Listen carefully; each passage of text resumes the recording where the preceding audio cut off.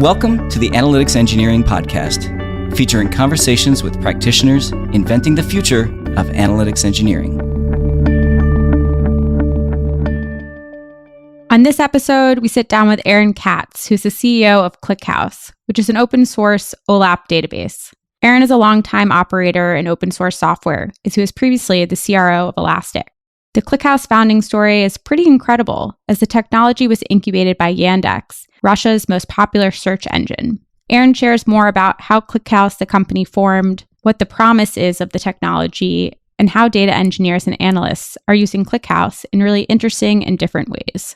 Having this conversation it's actually very frustrating to me because so much of ClickHouse is based on the promises of performance. And performance is one of those things where you have to actually experience it yourself. I need to actually sit in front of a ClickHouse terminal and write a bunch of queries and see how it responds in different scenarios. Not to say that all of the wonderful things that have been said about ClickHouse performance are not true, but I want to experience it myself. And I just got more of that FOMO from this conversation. I think that we're getting close to a place where the cloud experience is going to get there, though. So I'm going to hopefully count myself a user soon. Yeah, I'm a believer. In a past life, when I was working with Sentry, they used ClickHouse to completely rebuild their app on top of the database, and it changed their performance characteristics dramatically. And so I've been really excited about this technology for a while, and it was exciting to have Aaron on the show. So without further ado, let's get into it.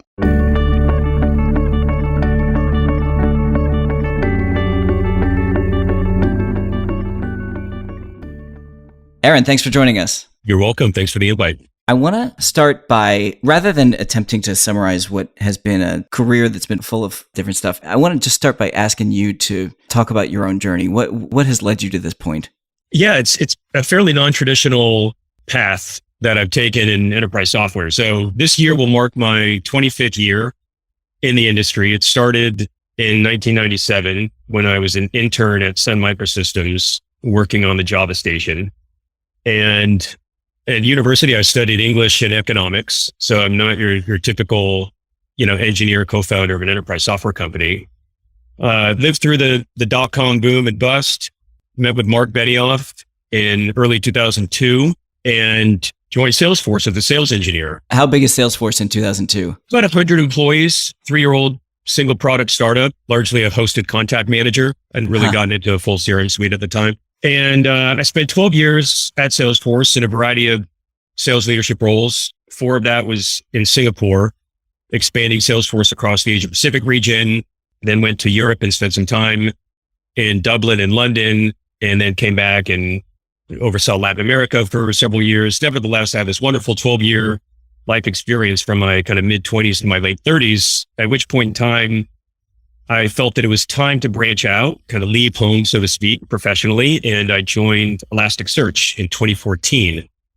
And Elasticsearch at the time was selling support on top of the open source project and doing a couple $1 million of recurring revenue. And I spent over 6 years there and helped grow that company to north of $500 million of recurring revenue. We took the company public in 2018, and then I stepped out of the company 2 years ago, took a bit of time off, and then engineered the spin out of ClickHouse, and where I'm currently acting as CEO. Thank you for that. I ask because I wanted to highlight something. Your background is not at all unusual for the founder of a technology company, I think. I mean, you have a tremendous amount of operating experience for software companies. There's this thing that is happening in the data space today, though, where many, I think most data startups today are founded by ex-practitioners, people who were doing this thing. They were scratching an itch that they had personally, and they decided to kind of learn how to do this company building thing in service of trying to commercialize a solution to a problem that they had. I am one of those people. I am very well aware of the good stuff that comes from that, but also the challenges that come from that model of starting a company. There's just a tremendous amount of learning on the job from the perspective of actually understanding how to build a company. What do you think listeners might not know about your model, your journey of starting a data company? It's a unique company in the sense that ClickHouse has been under development for over a decade. I mean, it was created inside Yandex by a brilliant engineer and my co-founder, one of two co-founders, Alexei Milovidov, who both named ClickHouse. It's short for Clickstream Data Warehouse, and also wrote the first few lines of code and is the primary committer to the project. And my other co-founder, Yuri Israelevsky, has been building cloud services on top of open source for the better part of 20 years. A senior executive at Yahoo. When Yahoo was a more relevant company than it is today, he ran platform engineering at Netflix and led Netflix's migration to the cloud. And most recently was a senior vice president at Google, overseeing serverless and developer tools and a variety of other functions. And so I'm one of three founders of the company. I happen to be leading the company as CEO, but my other two co-founders are both engineers in training, as well as the creator of ClickHouse. So it's a unique combination in that sense. That 3-person team and the fact that the product has existed for 10 years is all so unique, and it creates this neat confluence of, I have to imagine that your journey of starting a company looks really different than the journey of many. I mean, when we started Fishtown Analytics, DBT had like 20 hours of software engineering time put into it. It had 0 users, and we weren't in a garage, but there was a very small home office that we were out of. And your journey looks very different. I'm sure that there's real challenges that come with that too. Well, I think every company has its own set of unique challenges. We're obviously not the first company to follow a similar path. I mean, you look at Confluent was created by the team behind Kafka, which originally was created inside LinkedIn. There's origins of Hadoop that date back to Yahoo with the formation of Hortonworks. And so, this has been done before. The spin out of an open source project that was originally developed inside a larger organization. I often liken it to the complexity of if you were to spin Redshift out of Amazon or BigQuery out of Google. Like, there's both the technical complexity, then there's the cultural challenges that would go along with getting that engineering team to leave that company and to join a pre-revenue startup. And that's what we had to do with ClickHouse. There's an engineering team that originally was in Russia. They now sit in Amsterdam, and they were inside of Yandex. And Yandex at the time was a public company, traded on the NASDAQ. They had a $30 billion market cap. And we had to convince those engineers that they should both leave Yandex and leave Russia to form this new company. And we were successful in that effort, but it took time, right? To talk about culturally, what's the type of organization we're going to build? What's our business model going to be? As you know, monetizing open source is not for the faint of heart. And there's a couple different playbooks that you can pursue. And how do you think about self-managed versus the cloud? How do you think about open source software licensing? And I'm sure we're going to touch on all of those facets in our conversation. Yeah, there's so much there. There's like 5 different questions I want to ask after this, but the question I want to maybe ask right now is make sure all of our listeners are on the same page. And what is ClickHouse? It's an OLAP database. It's known for being lightning fast. It has some like interesting characteristics where it's like the data is largely immutable. It's append only. And you can start doing things that, normal OLAP databases aren't necessarily known for. So help us understand, when is ClickHouse a good choice, or what kind of problems should ClickHouse be great at solving? Well, let me start by saying it's essentially a database technology. So the use cases are very diverse. And I think the primary 2 benefits that we're hearing from the community are largely around speed, performance, and then storage efficiency for real-time queries across a number of attributes in high-volume workloads. And this can be a challenge in practice for large-scale use cases. If you think web and mobile analytics, BI, observability, IoT, where the data set is massive to begin with, but continues to grow over time. And all of that data, the historical data and the latest data that's streaming in, needs to be queried and analyzed simultaneously. And to get the result set from a SQL query across a data set that's measured in petabytes, and to get that result in the same amount of time it takes for a web page to load, so let's say tens to hundreds of milliseconds, is really where people have found ClickHouse is unique in its architecture and performance. Yeah. We hear amazing things from people that use ClickHouse where it just kind of blows people's mind how quickly it's able to process data and do queries. So it's been very exciting to see it become more dominant on the main stage. I want to go back to something you said, which was like, wow, this is kind of a normal story. It happens all the time. We just pull open source companies out of big technology companies, and then you spin off, build a company behind that particular technology, give it the resources such that it can really blossom. And that's true. There's lots of examples of open source technologies getting spun out of big companies. But I think what was really different here is ClickHouse came out of Yandex, which was a Russian company, and you had to orchestrate a very heroic maneuvering of getting capital, the right people, the technology, moving the team out of Russia into Amsterdam, all in kind of one sweep. So we kind of glossed over this, what I'm sure was not very traditional and not very easy. I'd love to know a bit more about, when did ClickHouse get on your radar? Why was it worth the big effort for you to have it all come together? And what was the backstory there? Give us the blow by blow of what actually happened. Sure. I'll try to be brief, but it essentially consumed the majority of calendar year 2021. And I had originally seen ClickHouse in the wild when I was at Elastic. We started to see its popularity grow, at least I did, in conversations with a number of users. And so it was on our radar, and a variety of other popular columnar OLAP data stores like Apache Druid and Apache Pinot. And it was evident from my experience and discussion that ClickHouse was emerging as the winner of the category. And when I was approached with the idea of spinning it out of Yandex by an investor and started working with the Yandex executive team, the Dutch parent company, Yandex NV, I quickly engaged some investors who I've known and worked with in the past, most notably Mike Volpe at Index Ventures and Peter Fenton at Benchmark. And oddly enough, ClickHouse had come up in conversation in a previous conversation with Mike that I had with him in the past. So they both enthusiastically engaged to help engineer the spin out. So I didn't do this on my own. I had a lot of help from experienced investors. And then again, as I mentioned, culturally, we had to make sure that, myself, Alexei, and Yuri were all like-minded in the type of company we would build and the type of business model we could pursue.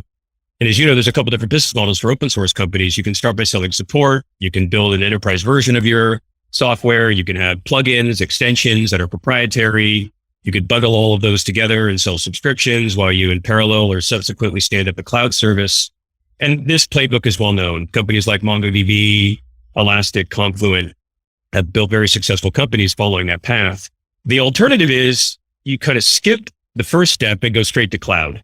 And companies that have followed this path, I would imagine I'm speaking to one now. The other would be Databricks. Another example, less based off an open source project, would be Snowflake. And that's the path that we're pursuing. And that's largely why we raised as much capital as we did, to really give us the time and space to execute on a vision of being a cloud first company.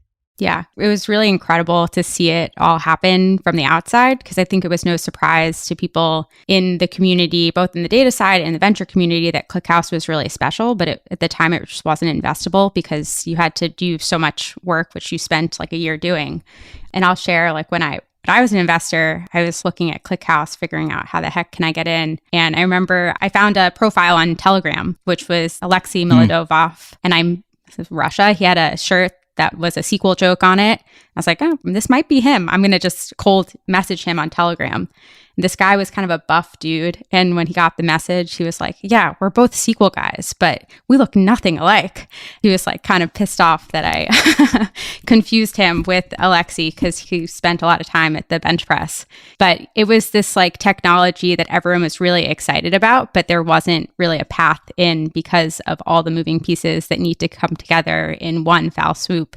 And you're working with the very best when you're working with Peter Fenton and Mike Volpe. And it's funny that, Mike tweeted something last night, which caught my attention, which was how many companies are being funded around the ClickHouse technology. And he said something to the effects of what did you think we were going to do when we raised $250 million for ClickHouse? We're going to obviously build a cloud service. And what he's alluding to is that there are these other startups that are venture-backed that are forked ClickHouses. Some of them are just hosted ClickHouses. like firebolt apparently behind the scenes is ClickHouse. I'm curious to go in there a little bit more around what do you do in that sense? Like, this is not a new problem to you. Like, Elastic had a lot of these challenges as well, where even though they were the maintainers of Elasticsearch, you had copycats. People forked the technology a lot. I'm curious to hear what experiences that you're going to bring from the Elastic journey into the ClickHouse journey. There's quite a bit there. We could probably spend the entire podcast on that question. Can you just really quick, what is the original license for ClickHouse? Apache 2. It's Apache 2. Okay. Yeah. And it's currently governed under an Apache 2 license. And so we could talk about open source licensing. That's always a fun topic.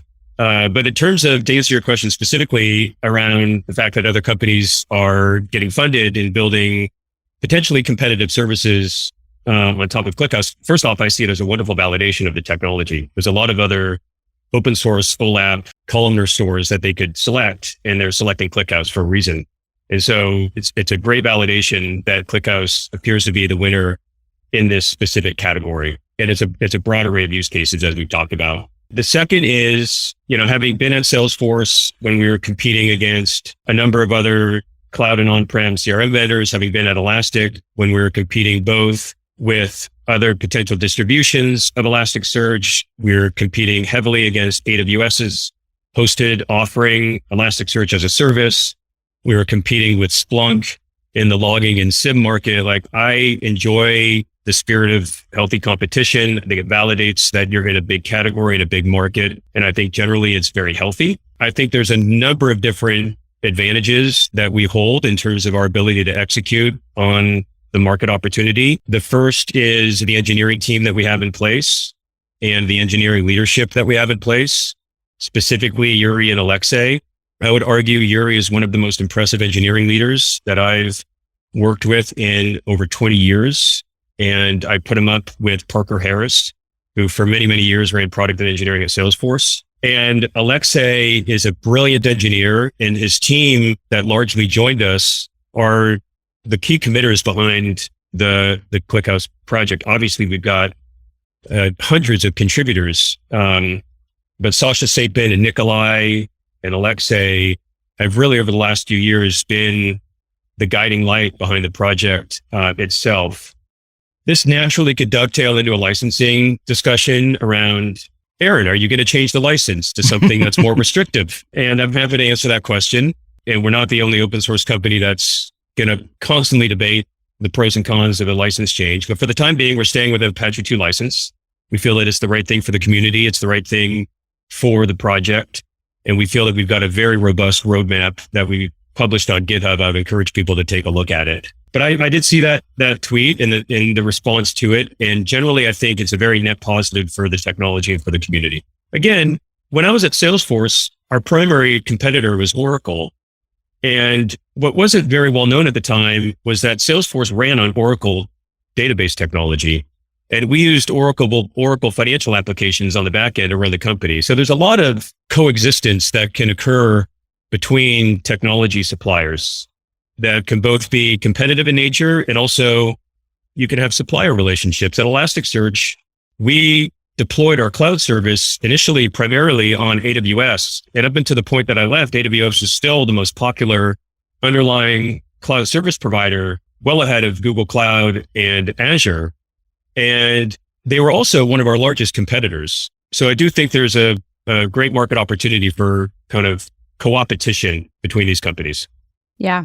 People underestimate really that there's a lot of nuance behind building open source communities, open source technologies, open source companies. It's very different than closed sourced companies or fully proprietary businesses. We're open source as well. We're dedicated to the Apache 2 license for our main transformation product, dbt. It's a language. But there's kind of this both in a way that we like dbt being a standard everywhere. We want to make that always freely available so that Apache 2 is perfectly suited for those needs, because we want it to be, if you want to run dbt projects, go ahead and do it. We want to make that freely available for always. But it's always a little bit challenging when you have lots of other companies as well that want to run that standard also. I want to switch gears a little bit, because the thing that you said initially really struck me as interesting was that ClickHouse is a database. It can do lots of different things. And when you release a database, you'll see customers or users take it in ways that you intended, ways that you maybe didn't intend, and they'll be innovative and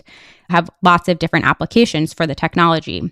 I think the initial naming of ClickHouse comes from the words clickstream and data warehouse together to create ClickHouse. So the idea here was that you were going to be a data warehouse. And I'm curious if you think that we should really think about ClickHouse doubling down on this warehouse solution to compete with other players in the space like Snowflake that service the analytical workflows. Or do you think that's limiting in how you describe the technology? Is it much more than that? That's a great question. I'll start by granting you that yes, when ClickHouse was originally open sourced in 2016, it indeed only had partial and limited support for SQL joins and mutable data. Since then, the team has made considerable strides in improving both of those facets. And so that would now be a bit of a myth to claim that. And there's no finish line, obviously, when it comes to these specific feature sets. 2018, ClickHouse introduced batch updates and deletes in preparation for GDPR. Currently, our joint syntax now follows the SQL standard. It has a number of other useful extensions, and we've got a number of other improvements that we outlined in our roadmap. Snowflake, for example, has done a great job in terms of the separation of compute and storage and really making their cloud-based data warehouse service more like an API endpoint. So I think there's some pattern recognition there we could consider. But the use cases that we're seeing now, we are seeing companies that will migrate from traditional data warehouse technologies, either what many would consider legacy technologies like Teradata and others, and other cloud-based technologies like BigQuery and Redshift. And then we see a lot of coexistence where they're very efficient data warehouse storage engines, but they perhaps don't offer the same responsiveness in terms of query execution. And so people will migrate their data out of those data warehouse technologies into ClickHouse for aggregations and reporting. Yeah.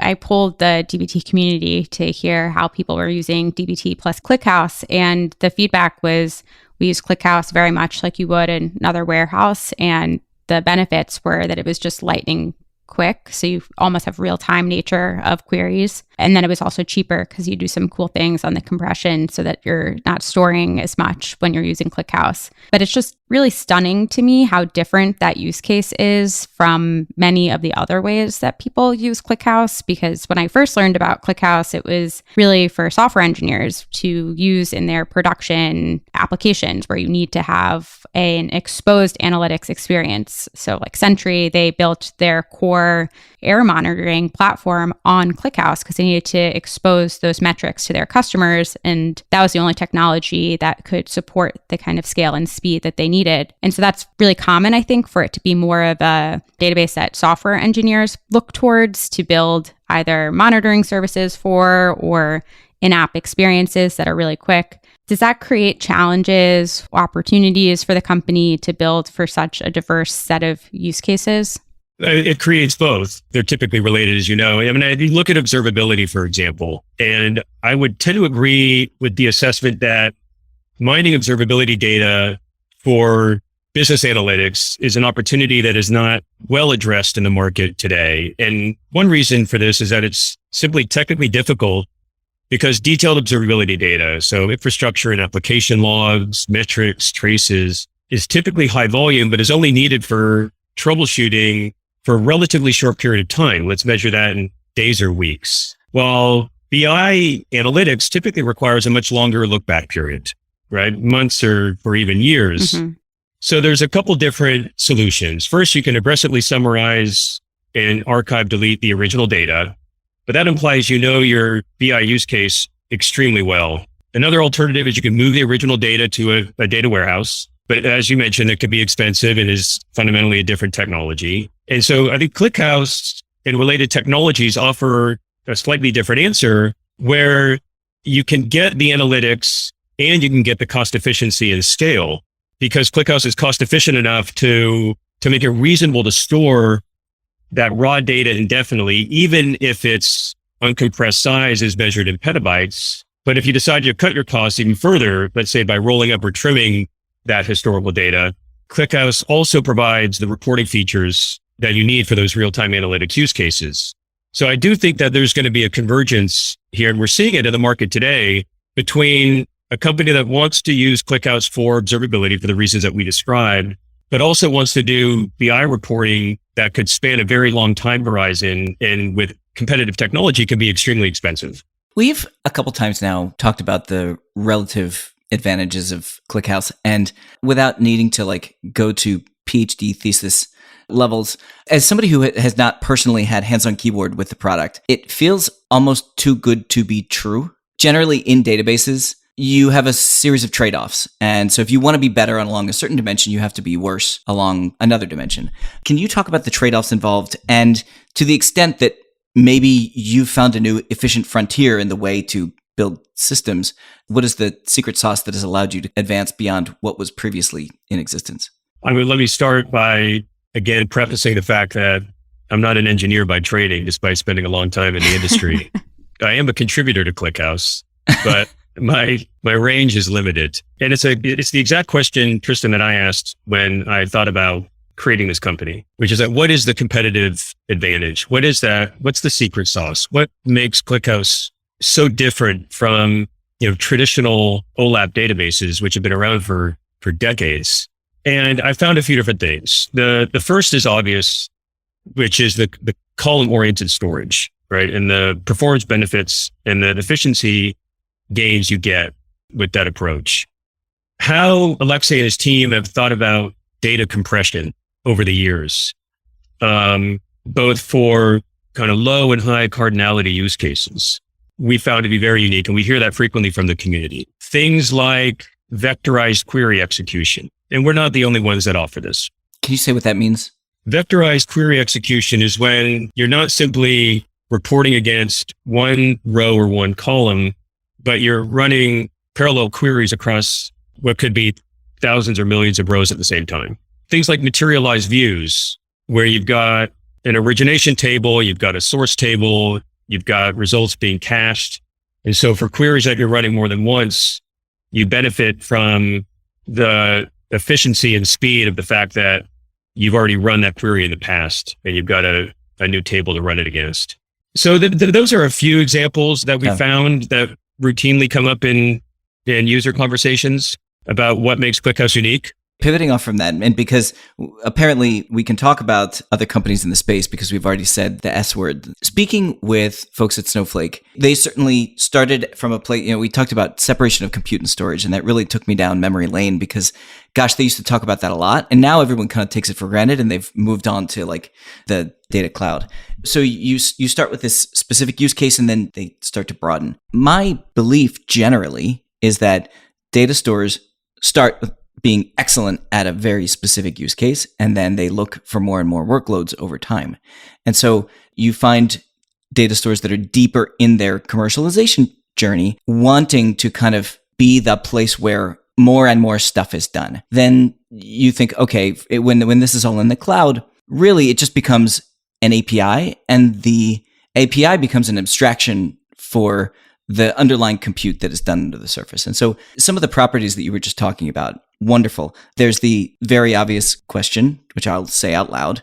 Can other competitors incorporate these types of features into their products? Or do you think that it actually, because of the trade-offs that people make in these systems, like actually there will be this multiplicity of databases over time that do these types of things?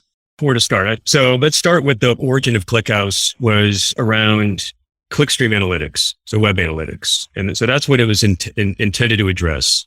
And if you think about the group by functions that you're going to want to run, for example, over the last month, group, visits to Google News by country of origin related to the IP address. And you need that result. So you need to be able to run that in real time, both historically and data that's coming in. And you need that query to respond, in less than 100 milliseconds. Like that was the original creation of ClickHouse. So if you then apply that same use case to observability data, IoT, mobile, you can see why speed is something that's very unique, tied back to the origin of the software.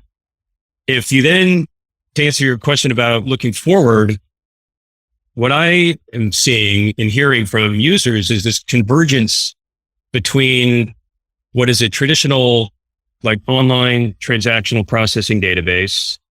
You use Mongo, for example, and an OLAP database like ClickHouse.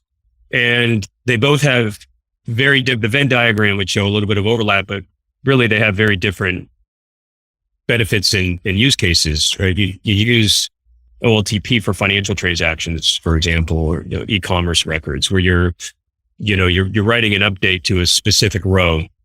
Whereas with an OLAP database, you're going to be reporting against what could be millions of billions of rows for analytics workloads. And I think there's going to be a convergence of these technologies. We're already seeing it occur a bit in the market with companies that will want to move data out of an OLTP database and into ClickHouse or another OLAP tool for analytics and reporting. And they just fundamentally ask the question, why do I need to move the data between these systems? Why can't I write an update to a row in ClickHouse the same way I can to a transactional processing database? Yeah, I think it's you as well are starting with what you're really excellent at. And it feels like you work super well. The Clickstream example was what it was built for. So immutable data, things that you could index on. It's often like time series where it's a lot of append only. So you have this ledger that continues to grow, but then you're building these additional functionalities like updates and deletes and joins, which weren't as natural at first in ClickHouse that are now becoming more of a normal interaction with ClickHouse as a technology. One of the things that I find so fascinating is ClickHouse was built a decade ago, but it was still SQL-like. They're a little different, but mostly SQL. And a lot of these OLTP transaction databases decided to have proprietary query languages. And so the person that can use ClickHouse, all you need to know is SQL, which is an enormous advantage we feel really strongly about at DBT as well. We think SQL is the lingua franca of so many types of people that it's a hugely beneficial to just have people learn one query language versus needing to know 10. The thing that we were talking about before, which was, okay, ClickHouse might be really great for observability, where you have lots of data coming off of your software application on metrics, logs, tracing. You want that in one system. ClickHouse might be able to serve that really well. It may also be able to serve some OLAP analytical workloads like a warehouse, and it's all SQL. So now you have one technology that can do lots of different things, and you have a language that's universal to a lot of different people. Do you think we will have a convergence of this way that we can get real-time data and analytical data in one place? And Tristan and I talk about this a bunch because, we have our warehouse that we use at DBT, but a lot of our metrics still live in Datadog, which is where we get the real-time nature. So we know what's happening with our software systems. And it's like, well, wouldn't it be nice if we could just get it in one place? And then you have to... Kills me. Yeah, we have to think about well, can we pull some of the data out? Why do I have to look at two different dashboards? I know Grafana has maybe talked a little bit about moving more into the BI space. They're mostly observability, more for software developers. And it hasn't been done well. It just hasn't, because it's just kind of fundamentally different people. It's fundamentally different problems, different technologies. And I'm hopeful that someone will solve this, but I don't know. Is that part of the journey at ClickHouse? Does that problem excite you at all? Well, it does, because you're using SQL as a standard. It enables for integration with a lot of complementary technology that also leverage and rely upon SQL. And you mentioned Grafana as a great example. And I mean, that's the beauty of open source, is the ability to integrate with a variety of other technologies and, rely upon the community to help guide where you prioritize your work. And Grafana is not the only front end that we're thinking about writing an integration to. You've got some emerging technologies like Superset and Metabase that we're excited about. You think about data ingestion, you think about not just Kafka, but Kinesis and Red Panda, and, even SQL query engines like, Presto and Trino. And there's, again, a bit of overlap here, but fundamentally the use cases can be quite distinct. And they're, following whatever it was, 2000, there was this emergence of these NoSQL databases that really rose in popularity. Mm-hmm. And what I observed was invariably these technologies needed to write their own query language. And ultimately many fell back on using SQL. And I think you may have mentioned ClickHouse is written in SQL. It's written in C++, obviously, but leverages SQL as the query language. So I do think that the industry is standardizing on SQL as the primary interface, and it's really aiding in writing integrations between what I believe to be very complementary technologies. And that, again, open source enabling that collaboration between software products that reside in different companies, is really accelerating development pace that we're seeing.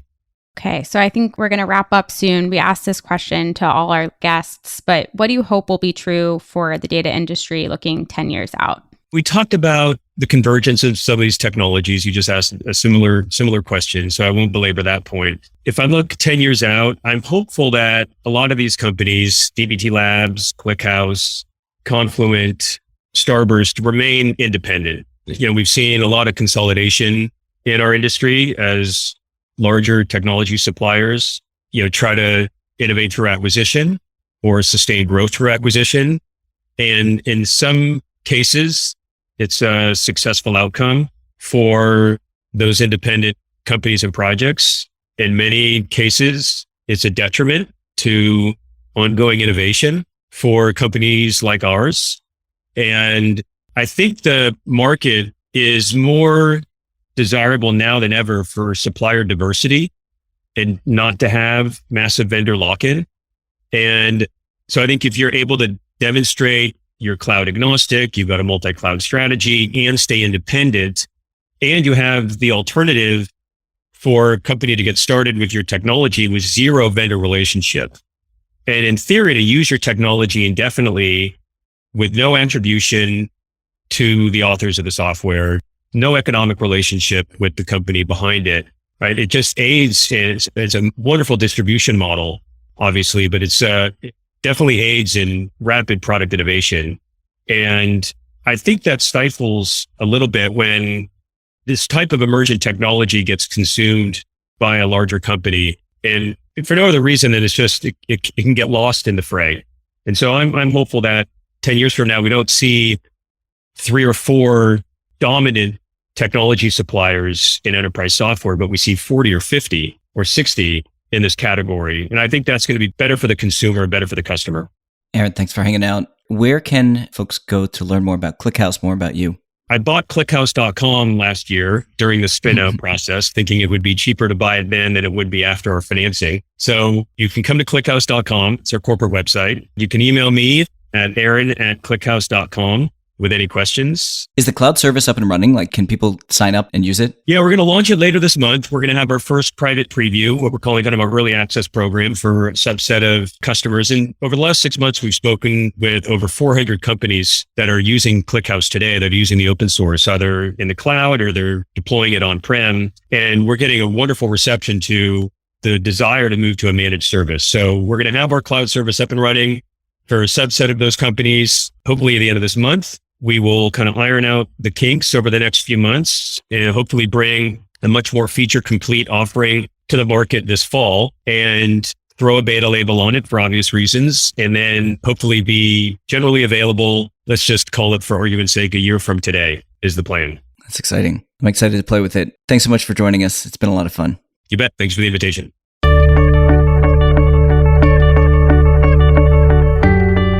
The Analytics Engineering Podcast is sponsored by DBT Labs and is hosted by Tristan Handy and myself, Julia Schottenstein. Have comments, questions, or guest suggestions? Email us at podcast@dbtlabs.com. Our producers are Jeff Fox and David Krevitt. If you enjoy the show, please drop a review or share it with a friend. Thanks for listening.